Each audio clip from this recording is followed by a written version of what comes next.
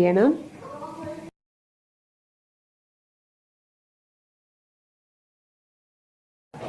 ആദ്യമായിട്ട് നമുക്ക് വഴുതനങ്ങ വേണം. ഞാൻ കുറച്ച് വഴുതനങ്ങ എടുത്തിട്ടുണ്ട്.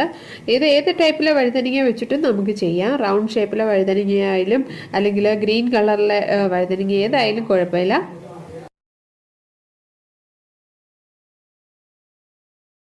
വഴുതനങ്ങ ക്ലീൻ ചെയ്തിട്ട് നമുക്ക് അല്പം ഉപ്പുവെള്ളത്തിലൊന്ന് ഇട്ട് വയ്ക്കാം.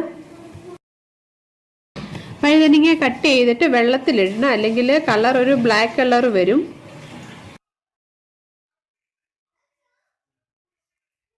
അടുത്തതായിട്ട് നമുക്ക് അല്പം വെജിറ്റബിൾസ് ഒന്ന് അരച്ചെടുക്കണം. അതിനായിട്ട് ഞാൻ എടുത്തിരിക്കുന്നത് ഒരു പീസ് ഇഞ്ചി, 2 പച്ചമുളക്, 5-6 അല്ലി വെളുത്തുള്ളി.